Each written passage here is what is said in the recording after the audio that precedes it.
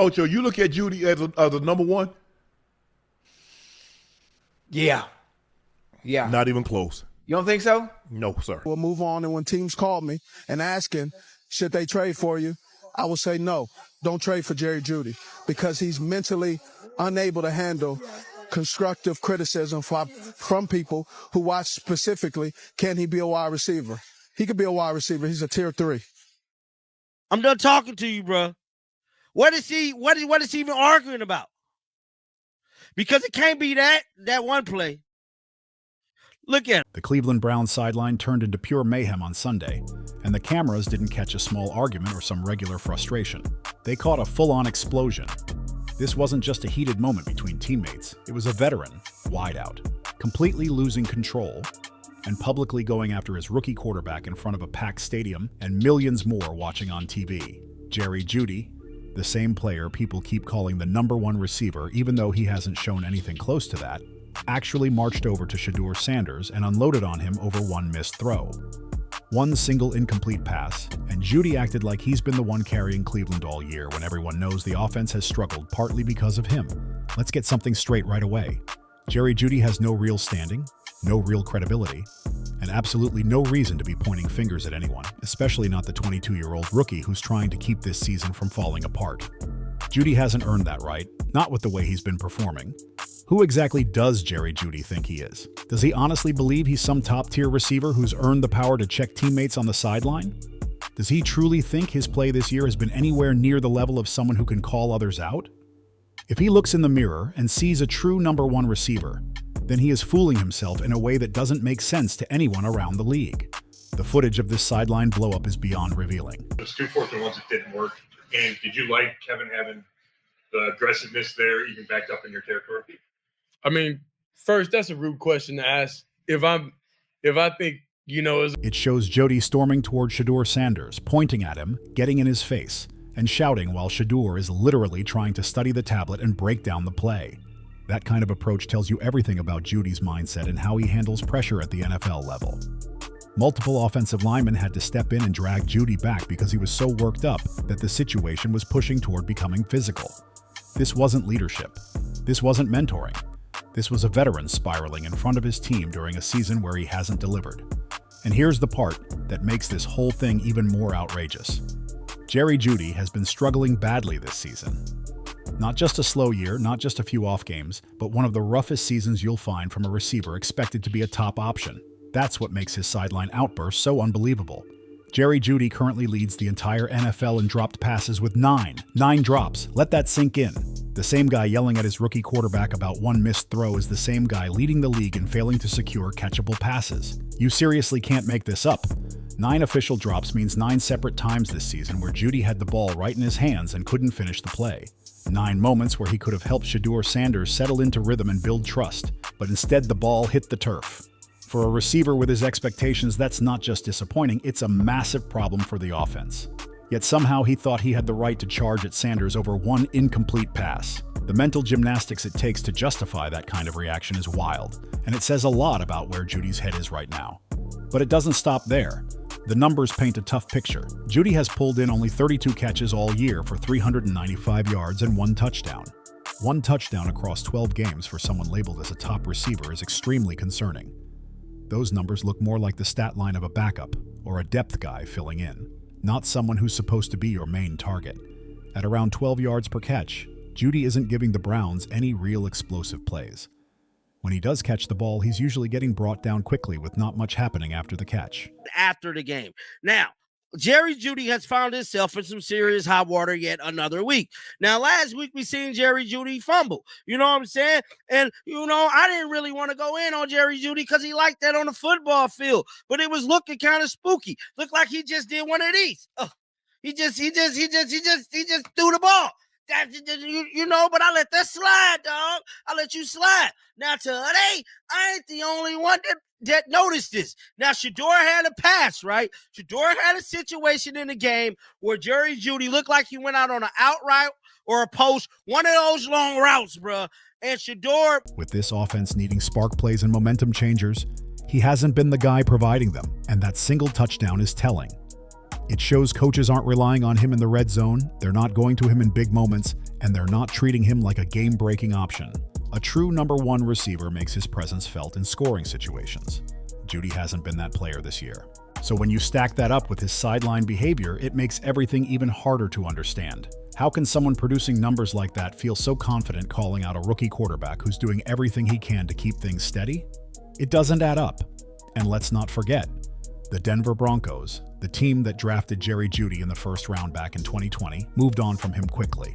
They didn't hesitate, didn't hold out hope for a late breakout, didn't see him as someone they couldn't afford to lose. They traded him because they realized what many outside Denver already saw. Jeudy wasn't their long-term answer. Denver let go of him and didn't look back, and their offense hasn't fallen apart without him. That says a lot. When a team moves on from a former first-round pick with no real regret, that tells you everything you need to know. The wild part is this: the Broncos actually improved after moving on from Jerry Jeudy, and that says everything about his real value to an NFL roster. When a team lets go of a former first-round pick, it's not because they're impatient. It's because they've seen enough to know it's not working. NFL teams usually cling to their first-rounders because admitting a mistake looks bad. But Denver took one look at Jeudy's attitude, inconsistency, and constant issues catching the ball and said, "That's it, we're done." They didn't hesitate, didn't wait for a late career spark, didn't pretend something might magically change. They traded him and never looked back. Now Cleveland is stuck dealing with the same receiver Denver couldn't unload fast enough, and it's showing up every single week on the field. The truth is simple: Jerry Jeudy hasn't looked like a top playmaker since his days at Alabama. Chemistry, right? So Shedeur took the blame. You know, like basically it's kind of on me. It could be chemistry. Now I'm further analyzing this damn play now after the fact, and it looked like Jerry Jeudy might have gave up on the play. Now I'm not saying that he did or he didn't, but it looked real spooky, Jerry Jeudy, bro. You ain't had your arms out. You ain't had nothing. Looked like you was running half speed, dog. And you can't be going out like that 2 weeks in a row. Found yourself. Yes, he was electric in college, won the Biletnikoff Award, and had scouts buzzing about his potential. But the NFL is a different world. Since stepping into the league, he's been exposed over and over again. He couldn't consistently produce with Russell Wilson throwing him the ball. He couldn't produce with the carousel of quarterbacks Denver had during their rough years. And now in Cleveland, where Shedeur Sanders is putting everything into trying to grow as a player, Jeudy still isn't producing, yet he somehow believes everyone else is the problem instead of him. Imagine the mental gymnastics it takes to be Jerry Jeudy right now. 9 drops, only 32 catches, barely scratching 400 yards, and 1 lonely touchdown all season. Numbers that would frustrate any rookie trying to make a team, let alone someone who came in with first-round hype. Yet Jeudy still walked over to his quarterback, ready to unleash his anger over one minor miscommunication. It's unbelievable. This is a player who genuinely thinks he's holding up his end of the deal, who believes he's been playing at a high level, who thinks he has any room at all to critique anyone else on that offense. It's almost unreal to watch because the disconnect is so huge. Now look at what actually happened on camera, and what it says about both players. Shedeur Sanders was sitting on the bench, locked in on the tablet, reviewing the play, trying to figure out the adjustment so the offense could fix it next time. That's what real quarterbacks do. That's what leaders do in tough moments. Then here comes Jerry Jeudy storming in with his finger out, voice raised, leaning into Sanders' space and saying, "That's your fault about the misconnection." The whole thing looked chaotic because Jeudy wasn't coming over to talk. He came over ready for a confrontation, not a conversation. And the look on Shedeur Sanders' face said everything without him saying a single word. Those 2 4th and 1s that didn't work. And did you like Kevin having the aggressiveness there, even backed up in your territory? I mean, first, that's a rude question to ask. If I think, it was a great call by my coach. Now, my job, bro. This is Cleveland media asking him this. Now, y'all see what I be talking about. And Tony Grossi asked some stupid-ass questions, too. You like the aggression. Not do you like the call, but do you like I like being out there playing. Thank you, Shedeur. so whatever that comes with, it comes with, we're not going to be here and ever point finger at no coach or doing. You could almost see the thought running through his mind like, man, somebody get this guy away from me. He's not even producing. Sanders stayed calm, kept his cool, and refused to escalate things even though anyone watching knew he had every right to clap back. A less composed quarterback would have let Jeudy have it right there. Might have brought up the drops, the lack of production, the season-long struggles. But Shedeur didn't do that. He stayed professional, stayed focused, and let his teammates handle it, because he wasn't going to let a heated moment ruin the game. And this is where the offensive linemen come in. The detail people cannot ignore. When multiple linemen had to get up and physically pull a receiver away from the quarterback, that says everything about how out of line the receiver was acting. Offensive linemen are naturally protective of their quarterback. That's their job, their identity, their mindset. If they see someone targeting the quarterback in a hostile way, especially someone who hasn't been performing well, they're going to intervene immediately. That's exactly what happened here. Those linemen didn't hesitate. They stepped in fast because they saw it crossing a line. The fact that it wasn't just one lineman, but several, tells you this wasn't a quick emotional flare-up. This was a moment that looked like it could have gotten physical if it wasn't stopped. Jeudy was too worked up, too amped, too out of control, and his teammates had to physically remove him from the situation before it went any further. That sideline moment wasn't veteran leadership, and it definitely wasn't a seasoned player trying to guide a young quarterback. It was a full-on collapse from someone who clearly can't deal with the pressure that comes with being a professional athlete. There was nothing helpful about it, nothing constructive, just a player losing control in front of everyone. And when you look at Jerry Jeudy's actual place in the NFL wide receiver landscape, the situation becomes almost unbelievable. Jeudy isn't a number one receiver. He isn't a number two receiver on most playoff-level teams.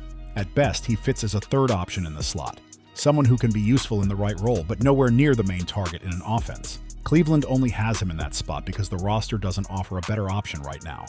And that's not disrespect. That's just where his production puts him. Let's break it down clearly. On which NFL teams would Jerry Jeudy realistically be the top receiver? It's a tiny list if it even exists. Would he beat out Tyreek Hill or Jalen Waddle in Miami? No chance.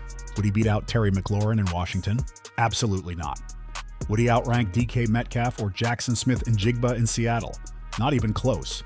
Would he be the top guy over Zay Flowers in Baltimore? No. Over Jamar Chase or T. Higgins in Cincinnati? Impossible. Over George Pickens in Pittsburgh? No way. Go down the list of teams, and it's the same every time. Would he be the top option over Deebo Samuel or Brandon Ayuk in San Francisco? Never. Over Amon-Ra St. Brown in Detroit? Not happening. Over A.J. Brown or Devonta Smith in Philadelphia? No shot. Over CeeDee Lamb in Dallas? Absolutely not.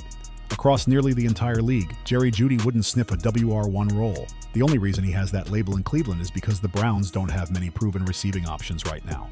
And honestly, even that is debatable because Harold Fan Jr., the tight end, has been more dependable and productive this season. Fan caught the only touchdown against San Francisco. Fan has shown he can get separation, make tough catches, and help move the chains. Fan hasn't led the league in drops, hasn't stalled drives, and hasn't put the offense in bad spots.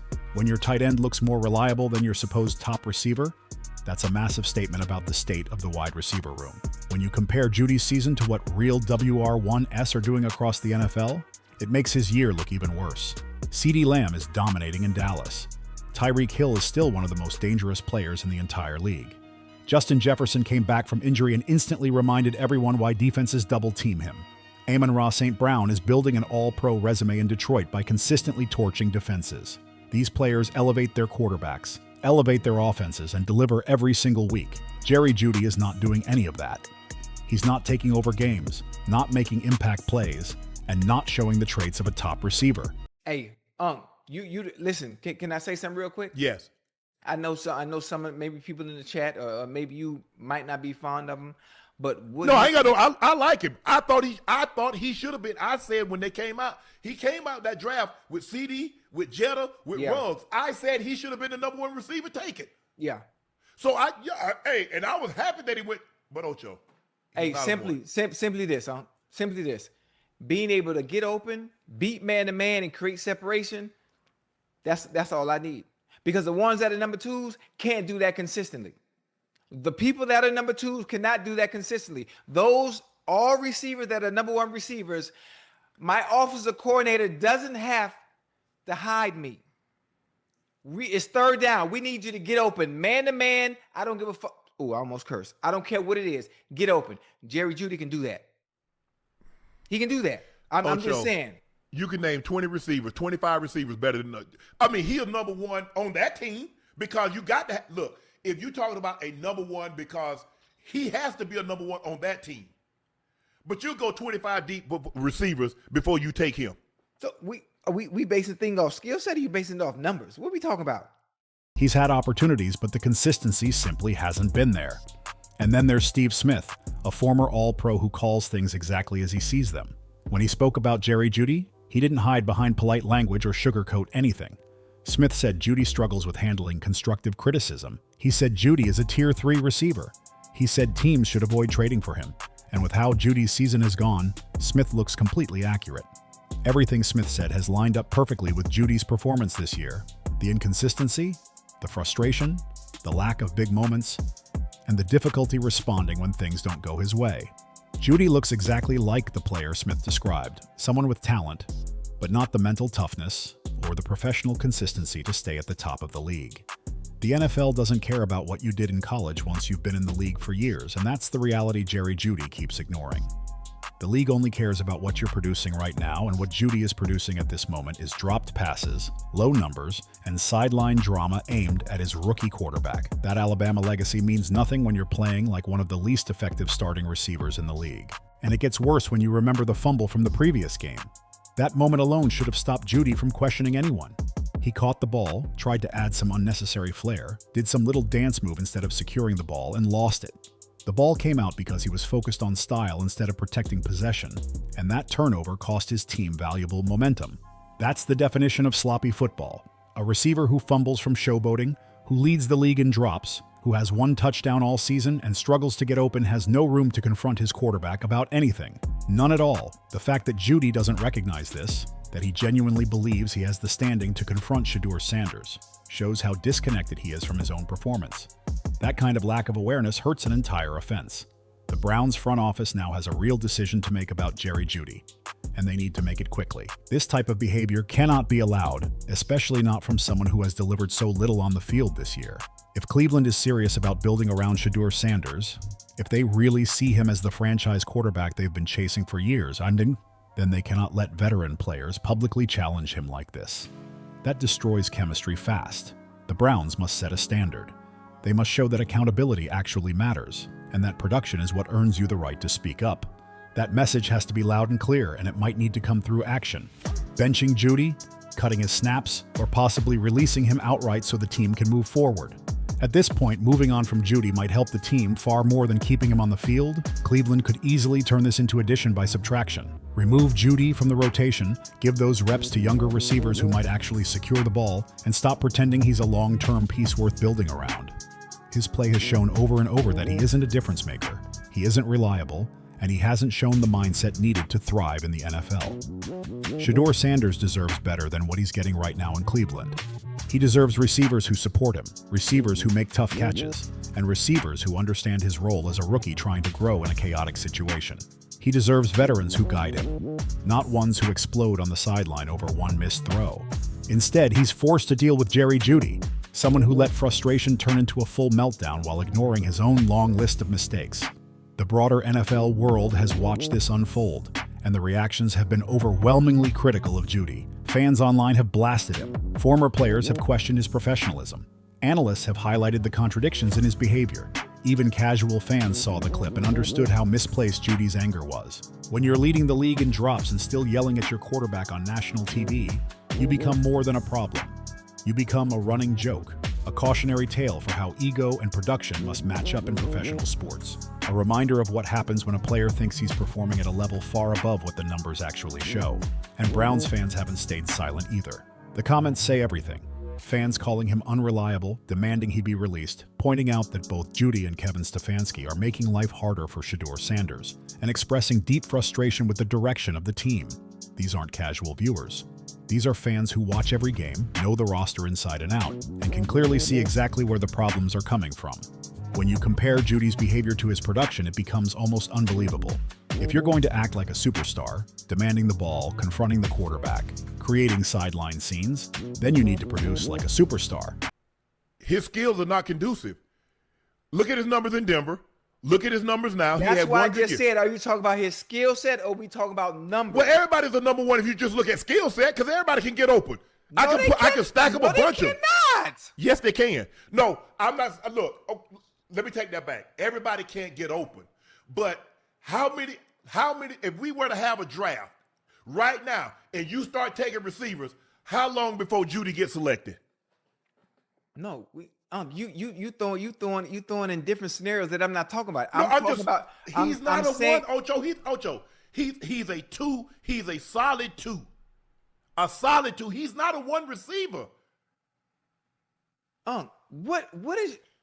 Let me ask you a question. Hold on. What is your criteria? Wait. Wait. What's your criteria for being a number 1 receiver? I'm curious. They build a game plan to stop you. Are they building game plans to stop Jerry Jeudy? That's how players like Randy Moss and Terrell Owens maintained respect despite strong personalities. They change games every week. Jerry Jeudy is not in that category. He's performing like a depth receiver while carrying himself like a top-tier star. That mix has never worked in the NFL, and it's showing in Cleveland right now. The mental weight this puts on a young quarterback can't be overstated. Shedeur Sanders is trying to adjust to NFL defenses, understand pro concepts, build chemistry with his receivers, and learn how to manage the pressure that comes with being the face of a franchise. That alone is a massive challenge for any rookie quarterback. That's an extra layer of stress thrown onto Shedeur Sanders during a job that's already tough enough for a young quarterback. And none of it should be happening if the Browns simply held Jerry Jeudy accountable for both his attitude and his production. It's avoidable drama that Cleveland doesn't need, especially when they're trying to build a stable future around their new quarterback. What makes this situation even more unbelievable is that Shedeur Sanders actually owned the missed throw in his post-game comments. He didn't blame Jeudy's route. He didn't try to shift fault. He didn't duck from responsibility. He flat out said the pass was off and that he needs to improve. That's leadership, plain and simple. That's what a future franchise quarterback looks like. Meanwhile, Jerry Jeudy showed zero accountability. No mention of his own mistakes. No awareness that his struggles are dragging the offense down. No recognition that he's part of the problem. Jeudy is still leaning on his old reputation. Holding onto a college award and a first-round label from years ago like that alone proves something today. But in the NFL, reputation without production means nothing. This league cares about one thing. Can you deliver right now? And for several seasons, the answer for Jeudy has been a loud and clear no. That's why the Browns need to make a real move and do it fast. Trade him for whatever you can get, even if it's a late pick. If there's no market, cut him and move forward. But keep him away from Shedeur Sanders before this creates real damage to the kid's confidence and growth. Cleveland has finally found a quarterback worth building around, and they cannot afford to risk that progress with a veteran receiver who refuses to face his own shortcomings. Sanders needs support, not chaos. He needs teammates who help him, not players who exploded him in front of the whole country. Jerry Jeudy has been exposed at every level of professional football, and this sideline outburst didn't help him. It only highlighted how out of line the behavior was compared to the performance. It was unprofessional, unnecessary, and completely out of place considering the tough year he's had. Now the Browns organization must send a clear message. This type of behavior won't fly, and accountability has to matter for everyone on the roster. That message should come through action, and that action might be Jeudy finding himself on the trading block or looking for a new team that's willing to take a gamble on a player who needs a fresh start. So now let's talk real football. What do you think about Jerry Jeudy's meltdown? Does a receiver leading the league in drops have any business confronting his quarterback on national TV? Should the Browns cut ties with him immediately or at least park him on the bench for the rest of the season? Drop your honest thoughts in the comments because situations like this deserve real conversation. If this whole mess has you fired up, hit that like button. Make sure you subscribe for more straight-up Browns coverage. And turn on notifications so you don't miss the next breakdown when we hold players accountable for their actions. Cleveland fans deserve the truth, and this franchise needs that same level of accountability to finally move in the right direction.